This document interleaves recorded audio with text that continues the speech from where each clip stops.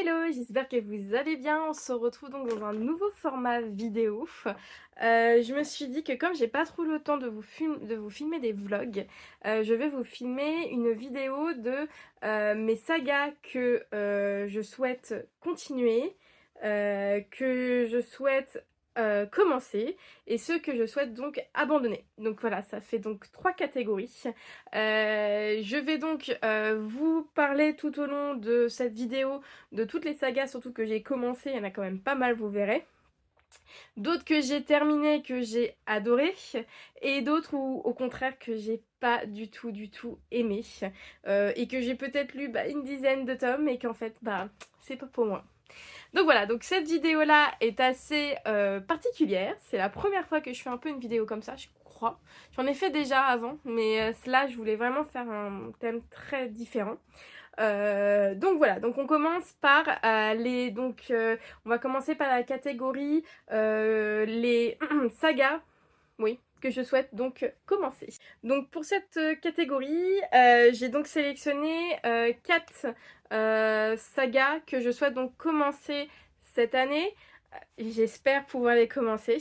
La première, c'est donc le tome 1, donc Powerless, de Laureen Roberts. Si je me trompe pas, il y aura 3 tomes de ce roman.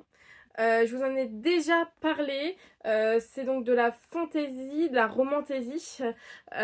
Ici, donc on va suivre, si je me trompe pas, Paidin qui prétend être médium. Non. Oui, en fait, c'est un monde où il y a des dons, où elle n'a pas de dons, et qu'en fait, elle va faire des épreuves pour rencontrer le prince. Voilà, c'est donc on va dire, très romantaisie. J'en ai entendu du bien et du mauvais pour ce roman-là. Donc, si je me souviens bien, il y a plusieurs tomes, c'est ça? Son premier... Mais oui, c'est ça, hein. J'espère que c'est le premier tome. Mais oui, pour moi, c'est bien un premier tome. Donc, c'est de la fantasy. En plus, c'est Folio qui a sorti, je trouve ça. Donc, voilà, qui a repris en poche. J'en ai entendu du bien. J'en ai d'autres qui ont été très déçus. Donc, on va dire que je suis un peu mitigée pour le commencer. Mais tout de même, je suis très curieuse. C'est quand même un beau petit pavé, hein. Voilà. Donc, voilà, à voir. J'aimerais le commencer cette année, peut-être cet été. Je vous dirai mon avis. Pour la deuxième saga que je souhaite commencer, c'est donc Le secret des Deverlil, fille d'Irlande, de Santa Montefiore, que je vois déjà partout. En tout, il y a, je crois, 4-5 tomes qui sont sortis. On suit en fait une famille en Irlande où il y a des secrets de famille. Ça a l'air vraiment tout ce que j'aime en fait. Voilà, le premier tome de l'éoublioussante saga irlandaise qui comblera les lecteurs de Lucinda Raleigh et Kate Morton. Voilà, donc pour moi c'est totalement ce que j'aime, totalement tout ce qui est saga familiale, secret de famille, historique, donc en plus l'Irlande j'aime beaucoup, donc c'est vraiment une saga que je souhaite commencer, je ne sais pas quand, mais en tout cas ouais, peut-être aussi cet été, parce que c'est des sagas, c'est vrai qu'on aime bien les commencer l'été, je trouve.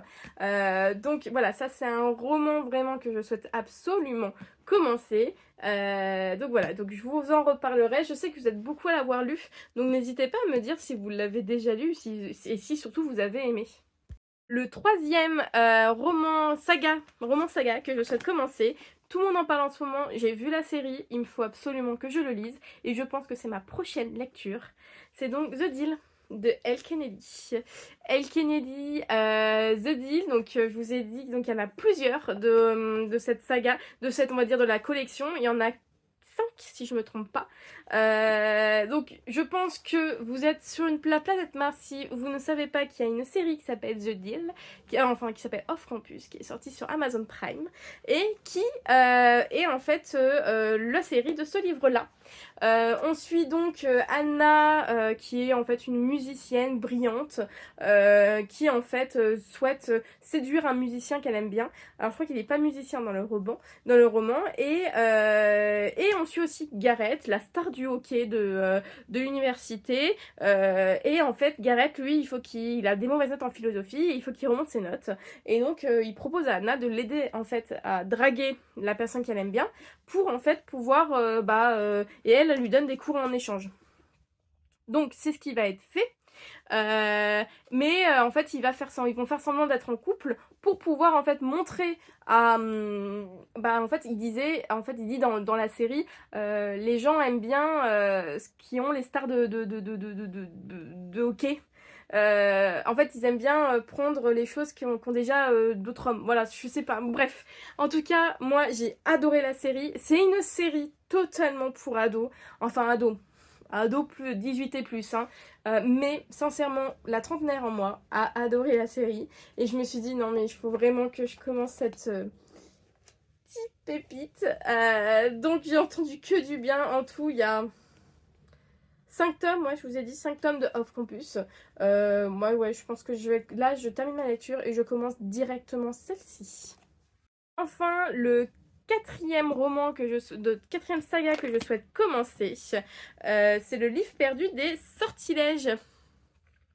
Il faut savoir qu'il y a une série sur ce roman-là. La série, je l'ai regardée, j'ai adoré la série. Et je me suis dit, mais il faut absolument que je lise les livres. On m'en a dit en plus que du bien de ce livre-là, surtout le tome 1. On m'a dit vraiment que du bien. Donc on suit Diana Bishop, qui est en fait historienne, chercheuse, qui va en fait essaye de... Et en fait, elle enquête sur tout ce qui est un peu alchimie. Et un jour, elle va aller dans la bibliothèque à Oxford et elle va ouvrir en fait un livre. Et ce livre-là, en fait, va être en fait un livre qui est cherché depuis des milliers d'années. En fait, qui va en fait... qui est en fait un livre qui permet aux créatures de vivre. C'est ça en fait, c'est le livre perdu des sortilèges. Et donc ces créatures-là vont entendre l'appel du livre. Donc créatures, j'appelle, il y a des vampires, des démons, des sorcières, je crois, c'est tout. Et en fait, ils se font un peu la guerre. Et en fait, c'est en fait celui qui aura le livre sera en fait un peu plus avantageux que les autres camps.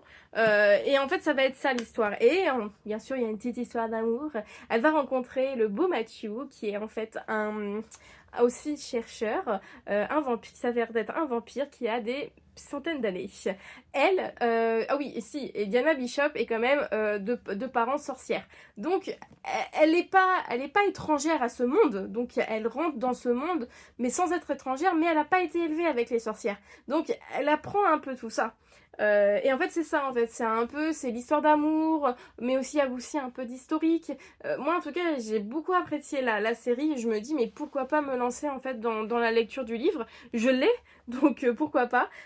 Comme je vous ai dit, c'est aussi un beau pavé. Pourquoi pas le prendre en audio? Je ne sais pas encore. De toute façon, en tout cas, c'est sûr que je vais le lire. Moi, il me tente énormément. Donc voilà, c'était tout pour mes livres, mes sagas que je souhaite commencer. Là, je vais donc aborder plutôt les sagas que j'ai abandonnées. Comme ça, vous verrez, il y a au moins, je crois que j'ai surtout une grosse saga que j'ai abandonnée, alors que j'ai lu énormément de tomes. Alors, les livres que j'ai ne sont pas, on va dire, à la portée, ils sont tout en haut dans ma bibliothèque, et comme je suis un peu petite, je ne peux pas vous les prendre, mais je vous mettrai juste ici la photo. Donc la première saga que j'ai abandonnée, c'est Les Meurtres d'Anna Swensen. J'ai lu au moins 10 tomes de ce roman-là. J'ai abandonné tout simplement car c'est des romans qui ont été écrits dans les années 90. C'est des romans où ils mettent la femme à la cuisine. La femme, si elle fait une taille 40-42, c'est une grosse. Moi, je n'ai pas apprécié du tout. Alors les gens vont dire oui, mais c'est les années 90, écoute, c'est comme ça, c'est aux États-Unis. Oui, mais là, à un moment donné, j'en pouvais plus. Et il y avait une histoire d'amour, un trio que j'arrivais plus, ce trio amoureux. Donc j'ai abandonné totalement. Je lisais ce roman-là avec ma copine Emeline, et Emeline aussi l'avait abandonné. Donc on est toutes les deux à l'avoir abandonné, cette saga-là, malgré que j'en ai lu quand même une dizaine, hein. Donc j'ai quand même attendu pour pouvoir abandonner ce roman. La deuxième saga que j'ai abandonnée, c'est Agatha Raisin. Alors, c'est pas parce que j'ai pas aimé, c'est qu'Agatha Raisin, il y a beaucoup de tomes et je me voyais pas en fait collectionner ces tomes-là. Donc j'en ai encore quelques-uns. J'en ai lu, je crois, quand même 4, 5, 6 que j'ai aimé, mais il y a trop de tomes, trop de tomes et je n'ai pas le courage de tout lire en fait, tout simplement. Et aussi dans la même veine, il y avait c'est ça, hein? J'en ai même juste ici, Amish Macbeth, que j'ai lu aussi quelques-uns. J'en ai encore à lire, mais c'est pas une saga que je souhaite continuer. C'est peut-être une saga que je vais lire de temps en temps, mais peut-être pas avec suivre les romans. Je ne sais pas encore, mais en tout cas, c'est pas en fait des sagas que je souhaite en fait continuer et être addict dès qu'il y a une sortie d'acheter le roman, tout simplement. Donc voilà pour mes sagas que j'ai arrêtées et que je ne souhaite pas donc continuer. On va donc passer à la catégorie plutôt les sagas que je souhaite continuer. J'ai donc séparé ça en 3 catégories. La première catégorie, ça va être le fantasy, la romantasy. La deuxième catégorie, ça va être plutôt les cozy mystery. Et la troisième catégorie, ça va plutôt être les romans contemporains. On va commencer par la fantasy romantasy. Pour le premier, alors je pense plutôt que c'est de la fantasy, peut-être un peu young adulte. C'est What the Raven Knows, Le secret du Nil d'Isabelle Ibanez. C'est donc un beau petit pavé. C'est une duologie. Le tome 2 est sorti il n'y a pas si longtemps que ça.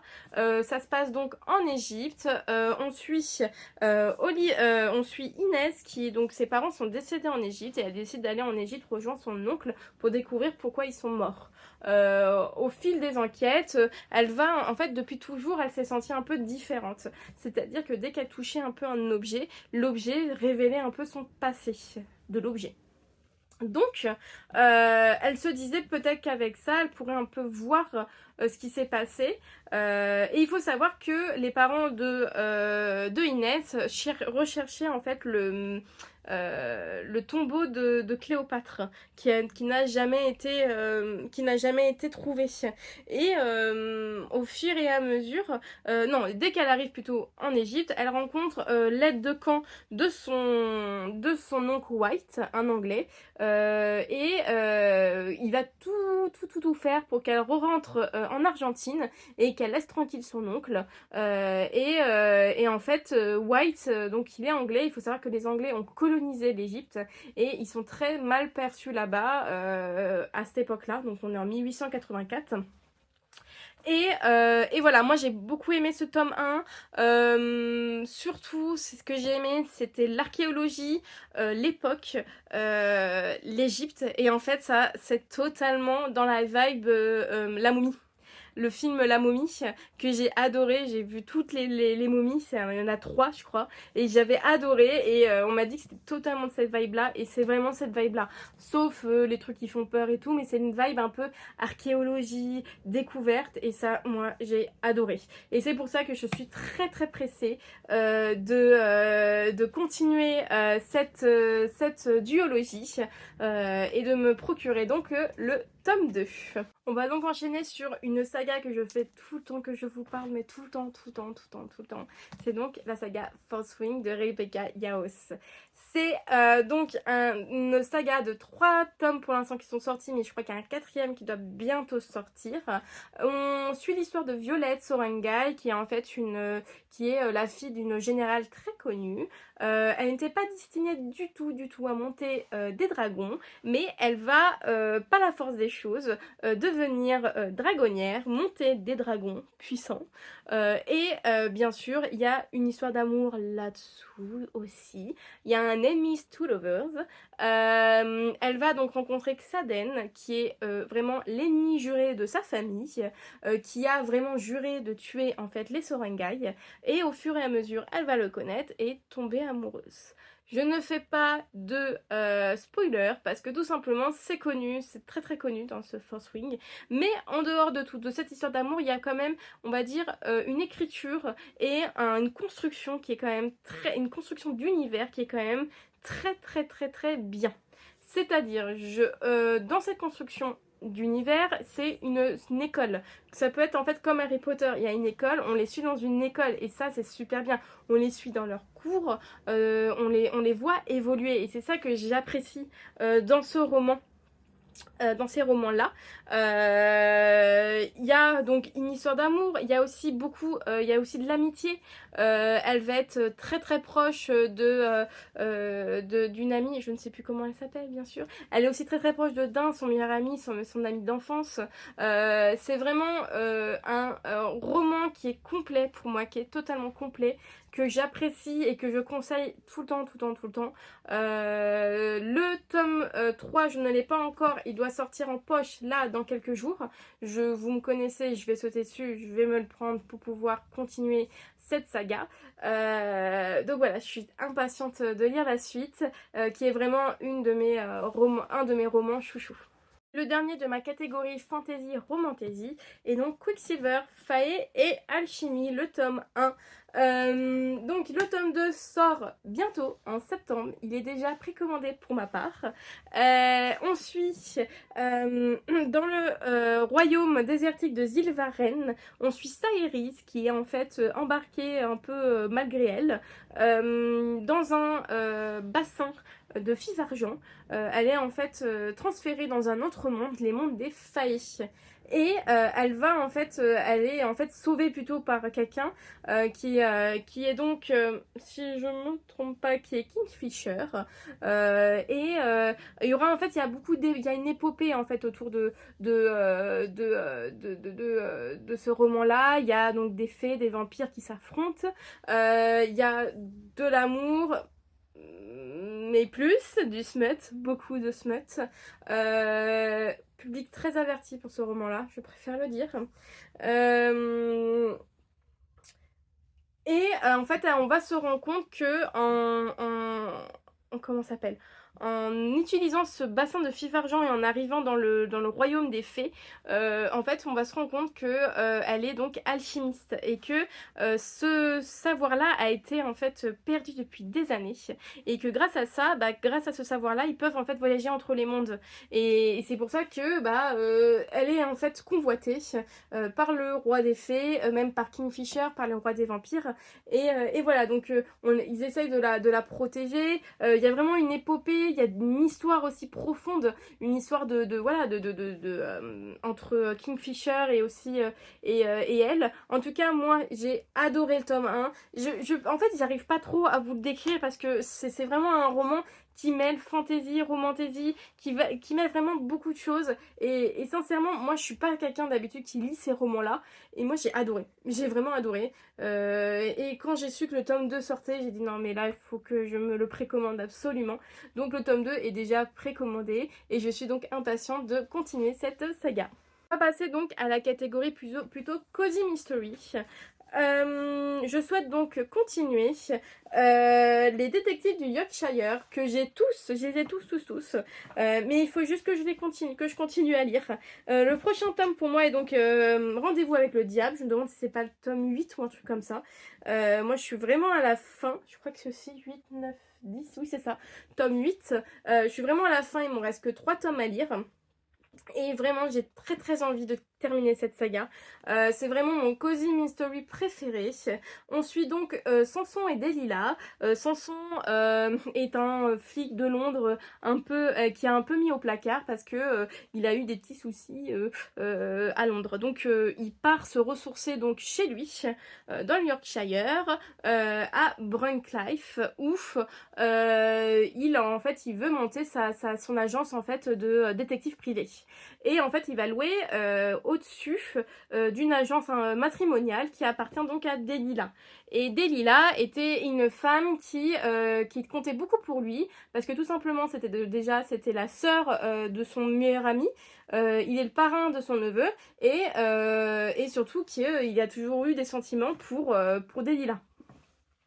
Et Delilah est un peu, on va dire, à mettre son nez un peu partout. Et elle va donc décider d'aider Samson dans ses enquêtes. Et surtout que les habitants de Bungfly vont vraiment en fait confier des enquêtes à Samson. Et ils vont enquêter ensemble. Bien sûr, il y a toujours une petite histoire d'amour derrière. Et surtout, il y a un petit chien qui s'appelle... comment il s'appelle? Camille... Ah